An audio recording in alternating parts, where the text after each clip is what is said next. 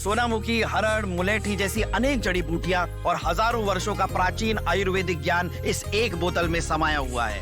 कायम टैबलेट, आपकी खुशियों का साथी। थाईलैंड और कंबोडिया के बीच जो लंबे समय से विवाद चल रहा था, अब उसमें चीन की एंट्री हो गई है। दरअसल अब तक आपने देखा होगा कि चाहे रूस यूक्रेन युद्ध हो या इजराइल हमास युद्ध हो या भारत पाकिस्तान की बात हो, तो उसमें शांति वार्ता कराने का क्रेडिट हमेशा ट्रंप लेना चाहते हैं और ट्रंप ही ले रहे हैं।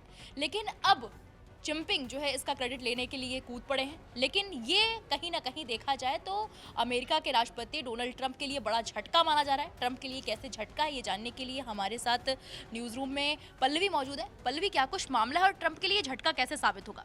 बिल्कुल दीपिका, अभी तक हमने देखा कि हर एक युद्ध का सीज फायर यानी कि सीज फायर क्रेडिट यानी कि शांति वार्ता जो होती है उसका क्रेडिट जो है डोनाल्ड ट्रंप लेते आए हैं।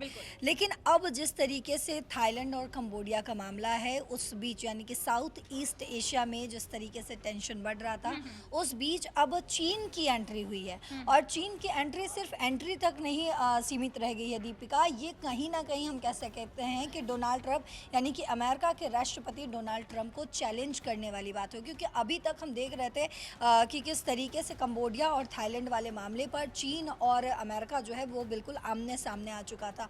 अब चीन ने एक बार फिर से झटका दे दिया है इन दोनों के बीच शांति वार्ता करवाकर।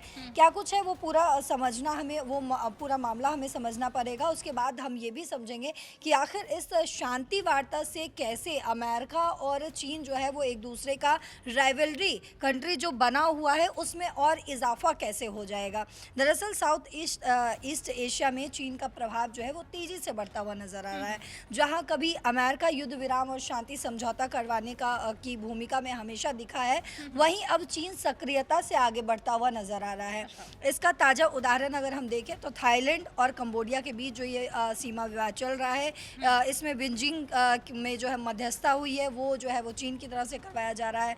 तो वहीं चीन के यूनान प्रांत में दोनों देशों के विदेश मंत्रियों के साथ हुई त्रिपक्षीय बैठक में दिखाया कि चीन अब क्षेत्रीय संकटों में मजबूत मध्यस्थ की भूमिका निभाने को तैयार है। ये बैठक हाल ही में हुए युद्ध विराम समझौते के ठीक बाद हुई है, जिसमें 100 से ज़्यादा लोग मारे। ये जो युद्ध हुआ इसमें 100 से ज़्यादा लोग मारे गए थे। चीन की इस पहल से ये साफ है कि एशियाई कूटनीति में अपना दबदबा वो किसी ना किसी तरीके से बढ़ाने की कोशिश कर रहा है। दरअसल कंबोडिया और थाईलैंड के विदेश मंत्रियों ने जो बैठक की, उन्होंने अपने चीनी समकक्ष वांग यी के साथ यूनान प्रांत में त्रिपक्षीय बैठक की। और ये बैठक जो है उसी सीमा विवाद को लेकर हुआ जो थाईलैंड और कंबोडिया सीमा के करीब है। ये बैठक जो है वो 27 दिसंबर को दोनों देशों के बीच नए युद्ध विराम समझौते पर हस्ताक्षर को लेकर हुई। लेकिन बैठक के बाद थाई विदेश मंत्री सिहासक फवांग कैट को ने पत्रकारों से बातचीत करते हुए बताया कि हमने सभी मुद्दों को हल नहीं किया है, लेकिन मुझे लगता है कि हम सही दिशा में प्रगति कर रहे हैं और हमें इस गति को बनाए रखना होगा। उन्होंने आगे ये भी कहा कि प्रमुख प्राथमिकताएं स्थायी युद्ध विराम सुनिश्चित करना और विश्वास का पुनर्निर्माण जारी रखना है। यानी कि शांति की उम्मीद जो है वो लगातार जताई जा रही है। और इस मामले पर बैठक के दौरान चीनी विदेश मंत्री हैं, उनका नाम है वांग यी। उन्होंने क्षेत्रीय शांति, स्थिरता और विकास को बढ़ावा देने के लिए संयुक्त प्रयासों का आह्वान भी किया है। वांग ने कहा है कि युद्ध की आग को फिर से भड़कने देना दोनों देशों की जनता की इच्छा नहीं है और ना ही चीन ऐसा देखना चाहता है। और इसके अलावा उन्होंने कहा है कि इसलिए हमें दृढ़ता से आगे बढ़ना चाहिए।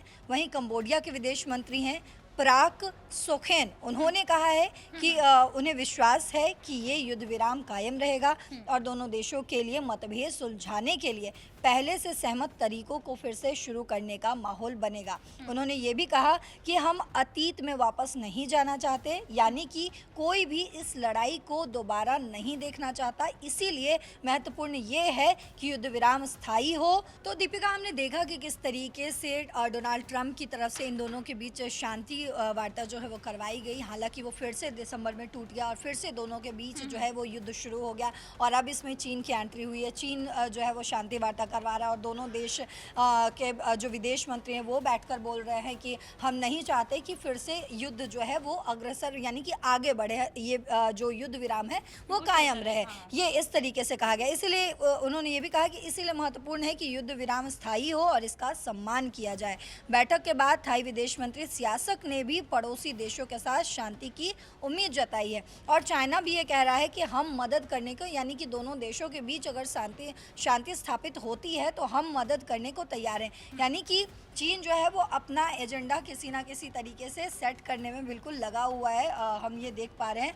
और थाईलैंड और कंबोडिया के बीच जो ये लगातार बॉर्डर पर टेंशन बनी हुई है, उस पर हमेशा ही हमने देखा है कि किस तरीके से डोनाल्ड ट्रंप जो है ख़ुद को क्रेडिट देते हैं कि मैंने लगभग 8 जो है सीज़ फायर करवाया। उस 8 सीज़ फायर का नाम अभी तक कहीं पर नहीं, 2-3 ऐसे सीज़ फायर है जिसका जिक्र है, लेकिन जो जिस 8 युद्ध विराम का वो बार बार जिक्र करते हैं, इसका कोई जिक्र कहीं पर नहीं है। हालांकि अब इस पर डोनाल्ड ट्रंप जो है कहीं ना कहीं उनको चैलेंज करने जैसी बात हो गई है, क्योंकि 27 दिसंबर 2025 को दोनों देशों ने नया सीज़ फायर साइन किया। इसके मुताबिक थाईलैंड को 18 कंबोडियन सैनिक को 72 घंटों में लौटाना है जो जुलाई से कैद थे। दोनों देशों को अंतर्राष्ट्रीय नियमों का पालन करना है।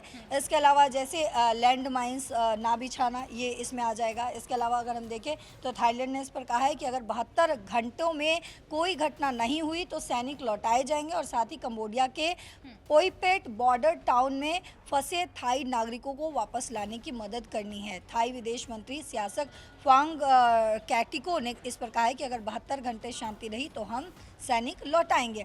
तो इस तरीके की भी जो है वो बात कही गई थी, अगर हम देखें पिछले जो शांति वार्ता इन लोगों के बीच हुई है। लेकिन अब जिस तरीके से चीन की एंट्री हुई है दीपिका, वो बेहद ही अहम हो जाता है। इन दोनों के बीच मीटिंग भी हुई, मीटिंग की भी हमने जिक्र किया कि तीनों के बीच जो है वो सीज़ फायर को लेकर मीटिंग हुई, शांति बनाए रखने, बातचीत जारी रखने और दोनों देशों के बीच रिश्ते सुधारने पर सहमति जो है वो जताई गई।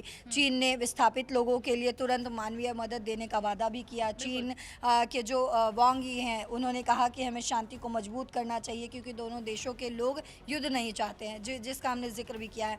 लेकिन चीन की जो एंट्री है उस पर थोड़ा जो है वो चर्चा करते हैं। दरअसल चीन दक्षिण पूर्व एशिया में अपना दखल बढ़ा रहा है, और वो दखल किस तरीके से बढ़ा रहे हैं कि पहले हम देख रहे थे अमेरिका इस इलाके में शांति के लिए बार बार जो है वो आगे बढ़ता था, लेकिन अब चीन आगे बढ़ रहा है। अब इस वजह से इन दोनों के बीच जो है वो कैसे टेंशन बढ़ेगी, वो उस पर हम जो है थोड़ा चर्चा करते हैं। दरअसल चीन का थाईलैंड कंबोडिया विवाद में मध्यस्थ बनाना अमेरिका के लिए एक चुनौती बन चुकी है, क्योंकि पहले डोनाल्ड ट्रंप ने ऐसे मामलों में दखल देकर अपना प्रभाव दिखाया था। चीन का ये कदम दक्षिण पूर्व एशिया में अपना दबदबा बढ़ाने का संकेत है, जो अमेरिका की रणनीति जैसे कि इंडो पैसिफिक स्ट्रैटेजी जो है उससे टकरा सकता है, तो उनके लिए एक बड़ा चैलेंज बन सकता है। इससे दोनों महाशक्तियों के बीच प्रतिस्पर्धा बढ़ सकती है। अमेरिका इसे चीन की विस्तारवादी नीति मानेगा, जिससे व्यापार, सैन्य और कूटनीतिक टेंशन बढ़ सकती है। जैसे अगर हम उदाहरण के लिए इस पर अगर देखें तो अमेरिका एशिया में अपने सहयोगियों जैसे कि थाईलैंड को चीन से दूर रखने के लिए दबाव बढ़ा सकता है, जो समुद्री विवादों या फिर आर्थिक प्रतिबंधों तक फैल सकता है।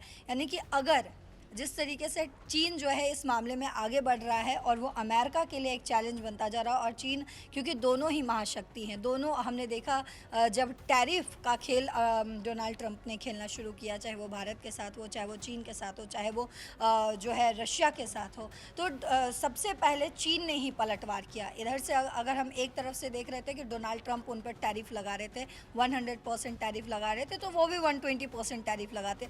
दोनों महाशक्ति हैं, और अगर कंबोडिया वाले विवाद में दोनों एक दूसरे के आमने सामने आ जाते हैं तो दोनों के बीच जो है वो टेंशन का माहौल बन सकता है, टेंशन बढ़ सकती है, और इसका असर जो है पूरे ही अगर हम देखें तो अंतर्राष्ट्रीय स्तर पर पड़ेगा। क्योंकि अगर हम भारत को देखें तो भारत अमेरिका और चीन दोनों से ही जुड़ा हुआ है, चाहे वो हम रणनीतिक तौर पर देखें या राजनीतिक तौर पर देखें या फिर हम व्यापारिक तौर पर देखें, हर तरीके से जुड़ा हुआ है। तो कंबोडिया का जो मामला है वो कहीं ना कहीं पूरे देश को जो है वो प्रभावित कर सकता है, लेकिन चीन और अमेरिका जिस तरीके से अब आमने सामने आ चुका है, जो चीन ने कदम उठाया है, इस पर अब अमेरिका क्या एक्शन लेगा, अगला एक्शन क्या होगा, अगला कदम क्या होगा, ये आने वाले समय में बिल्कुल, पता ये चलेगा। देखने वाली बात होगी पल्लवी। और अब देखना ये है कि जैसा पल्लवी ने बताया कि अमेरिका चीन ने जो इस तरह से एंट्री ली है, चीन जो शांति दूत अब चीन बनना चाहता है, उस पर अमेरिका क्या प्रतिक्रिया देता है। लेकिन आप इस पर क्या कहेंगे, हमें कमेंट बॉक्स में जाकर जरूर बताएं।